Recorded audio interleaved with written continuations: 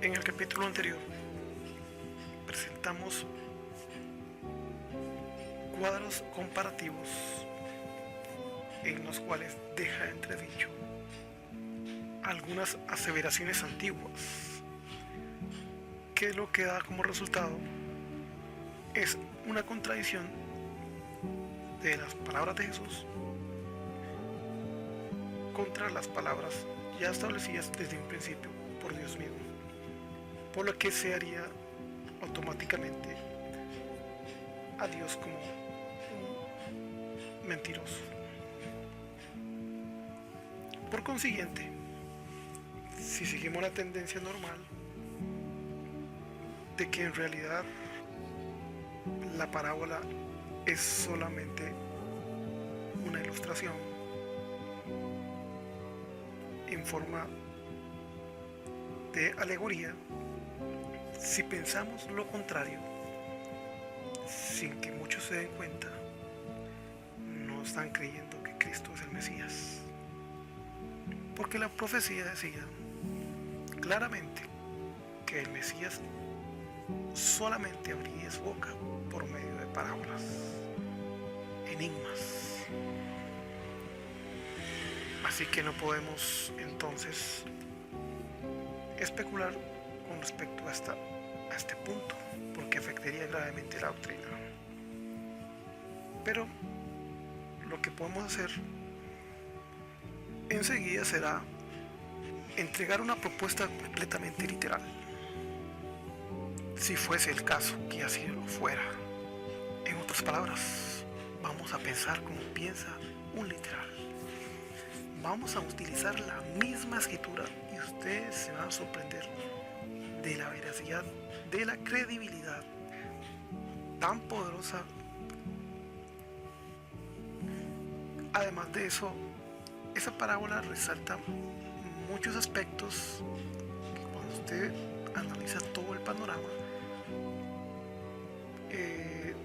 hay muchos puntos específicos en los cuales uno se va a dar cuenta de no solamente de la historia en sí, sino de ciertos aspectos a los cuales Dios escogió a la nación predilecta y dejó a un lado a los gentiles, primordialmente, para después enviar el mensaje por medio del apóstol Pablo a todas las naciones. Entonces el mensaje primordial era dirigido en primer lugar a la nación judía. Con respecto a la parábola, si bien es cierto, todos los ejemplos puestos por Jesús son tomados directamente de la naturaleza, así como de la vida diaria, no podemos descartar que realmente sí hayan existido los personajes, que entre realidad y ficción se trata de dar solamente un aprendizaje a los oyentes.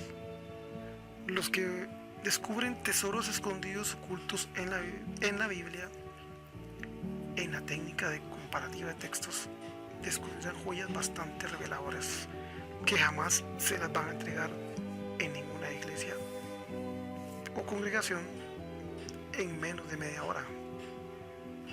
Cada uno lo tiene que hacer individualmente, y así será impresionado por todos los descubrimientos que hallará y nos ubicará en nuestra verdadera realidad. Así que la teoría que presentaremos en estos momentos, a pesar de que vamos a hacerlo literal, no está tampoco del todo descartada, porque sí tiene algo de razón.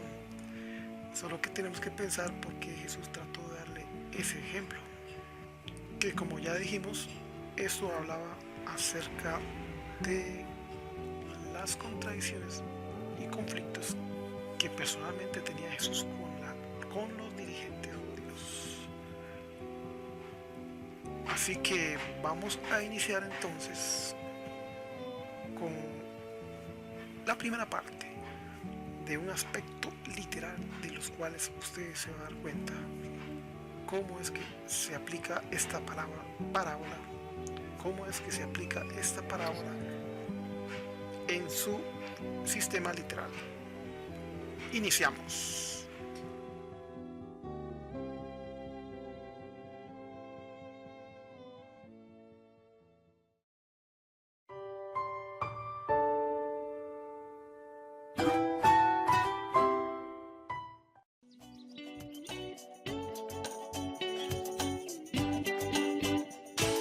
Había una vez un cuento, hace mucho tiempo atrás. Hace tantos años que no me alcanzan los dedos para contar. En tiempos de la abuela, de la tía bisabuela, muy cerca del mar, el gato con botas encontró un tesoro. Caperucita se escondió del lobo. Para iniciar a profundidad este estudio sobre esta parábola, tenemos que decirles a ustedes que en nuestra cultura en la cual hemos sido creados, en nuestra época más que todo, con nuestras tradiciones, nuestras enseñanzas, estamos acostumbrados a que, por ejemplo, en las escuelas, siempre que se trataba acerca de un cuento o una historia, siempre se iniciaba de esta forma. La maestra decía, había una vez. Entonces todos teníamos claro que eso era una historia, es un cuento que no es cierto. Entre todas las historias que nos dieron cuando pequeños, que no hay duda que sí se tomó de la vida real, porque son personajes de la vida real. Pero muchas veces se le dio vida, incluso hasta los animales hablaban. Obviamente eso era un cuento. Aunque en la Biblia vemos 2 animales que hablaron, ¿verdad? Entonces tenemos que hacer la gran diferencia en ese aspecto. Pero cuando la Biblia dice había una vez, eso significa que sí existió. Los que revisan la tendencia bíblica respecto a eso por medio de la concordancia se darán cuenta que es cierto. Un personaje que sí existió. Se habla primeramente del rico. Luego tenemos un punto bastante, ¿cómo lo podemos decir? Aterrador, digámoslo así, ¿verdad? La otra tendencia es que cuando la Biblia no trae registrado un nombre, comúnmente cuando no lo trae registrado, es porque no se le da relevancia, primeramente. Y entonces ahí usted podrá verlo en categorías cuáles son las razones por las cuales no se coloca un nombre, a menos de que sea alguien muy importante. Y además de eso, se trate, como dice el Nuevo Testamento, poner un ejemplo a todos. Por ejemplo, el rey Saúl, Judas, son personajes muy sobresalientes, el rey Nabucodonosor de Babilonia, entre otros, Jezabel, y etcétera. Pero cuando no aparece el nombre específico de una persona, solo imagínense qué significa. El nombre del rico no aparece. Entonces, ese nombre no está registrado en la Biblia. Jesús mismo había dicho que difícilmente un rico entraría en el reino de los cielos, porque ellos tienen como Dios las riquezas. Difícilmente engrosarían las listas. Difícilmente, ahí podemos seguir agregándole sinónimos. Difícilmente sería registrado. Difícilmente estaría escrito en el libro de la vida. En otras palabras, los que tienen las riquezas como su Dios y solo piensan en ellas por medio del poder que obtienen, no están registrados, no está en ese momento. Si no se arrepienten, si no siguen el consejo de Cristo de abandonar, en ese momento ellos, preciso instante de su vida, ellos están viviendo, como dice el Apocalipsis, tienen nombre pero están muertos. Figurativamente serían no almas vivientes, sino que prácticamente son muertos vivientes. Esa es una realidad que todo el mundo la tiene que saber, y Cristo mismo lo apoya y siempre se presentó de esa forma. El otro punto es que se trata de hacer una descripción respecto, esto es un punto que es muy interesante, tienen que tener muy claro. Se trata de una descripción de las vestiduras con las que trataba de hacer resaltar al rico. Pero ese tipo de vestiduras, si lo vemos inicialmente, lo que es la púrpura, lo que es el lino fino, eso tiene que ver con el santuario del desierto. Después, más adelante, se utiliza mucho en las vestiduras reales. En otras palabras, era un rico acaudalado. Era una persona muy importante. Que esas vestiduras eran utilizadas por sacerdotes y por reyes, levitas, profetas, cantores. En otras palabras, no estamos hablando, la enseñanza no va dirigida en contra de seres gentiles paganos, estamos hablando de una figura dentro del mismo pueblo de Israel. Personas que tenían categoría, personas que estaban por otros intereses. Por eso los discípulos dijeron, los apóstoles dijeron, esta palabra es muy dura. Si la entendemos correctamente, es una palabra demasiado dura. Ya habíamos hecho una comparativa con esta parábola del rico y Lázaro con la del buen samaritano, en la que primeramente solamente un samaritano atendió a un desconocido en dificultades, mientras que un sacerdote y un levita fueron los protagonistas que pasaron de largo. Por eso tenemos que dar cuenta de que se está hablando, no se está hablando de gentiles, se está hablando de la misma, de los mismos creyentes. Para cerrar esta primera parte de la teoría literal, para no alargar mucho este tema, dice que este rico constantemente hacía banquetes, en otras palabras, todos los días vivía como nosotros tenemos conocimiento, nuestro lenguaje vivía en una pura fiesta. Pero resulta que los judíos, los dirigentes judíos, fariseos, escribas, y todo, etcétera, toda la cantidad de nombres, esos por el contrario atacaban a Jesús de la misma forma, le llamaban comedor y bebedor. Pero aquí tenemos que ver cuál es la diferencia entre los dos puntos. Porque Jesús había dicho que estaban de fiesta de bodas porque estaba el esposo con su novia, que eran sus escogidos. Que más adelante se habla acerca de la nueva Jerusalén que desciende como la esposa. Y esas son todas las primicias que ascendieron al cielo, y en la tercera venida descenderán junto con todos los salvos. Entonces es un punto bastante interesante.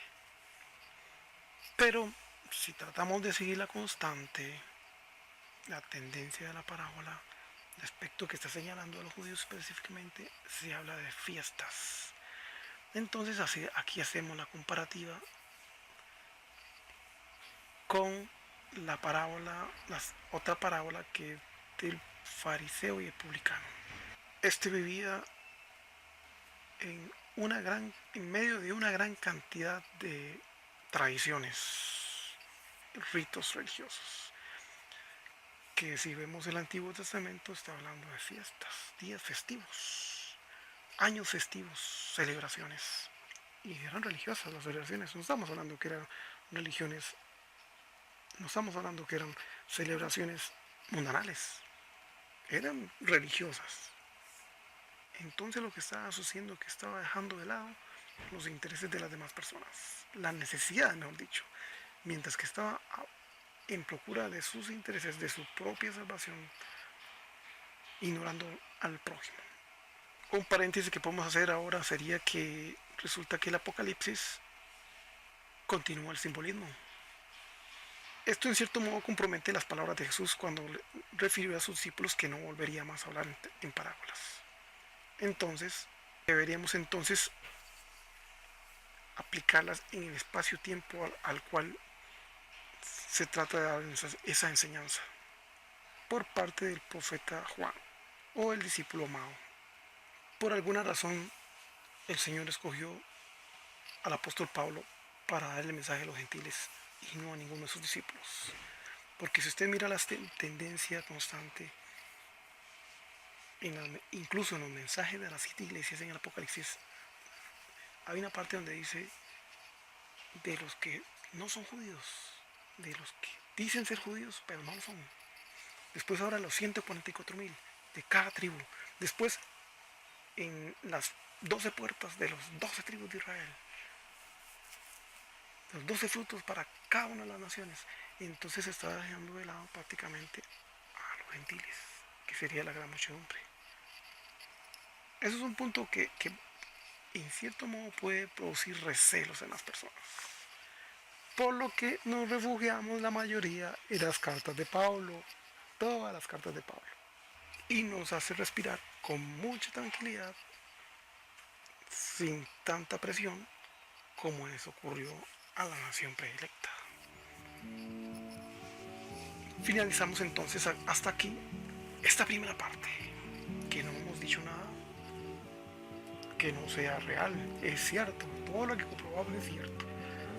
No hay nada, sí hay sus controversias, ¿verdad? Porque si más adelante pensamos que había una intercomunicación entre muertos y vivos o seres celestiales, entonces es una completa contradicción. Pero para eso llegaremos adelante de eso. Cerrando este paréntesis, abrimos otro respecto a las palabras de Jesús que en el Nuevo Testamento vienen en color rojo. Así como las palabras de Dios deberían de venir en color rojo, en el Apocalipsis vienen en color rojo también, ciertas versiones. En otras palabras, debemos ponerle atención a esas palabras. El resto sería como un comentario, lo que hacen comentaristas, escribas, hicieron un comentario respecto a aquello que estaba tratando de comunicarnos. Mientras tanto, dejamos hasta aquí esta primera exploración y nos vemos hasta la próxima segmento respecto a la interpretación literal de la parábola del rico y Lázaro. Hasta la vista. Jesús era un hombre muy pobre, sus riquezas no se podían ver, y dio su vida por todos nosotros,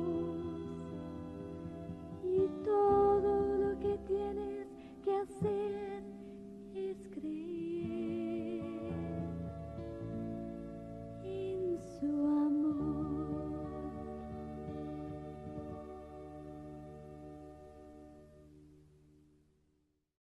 Así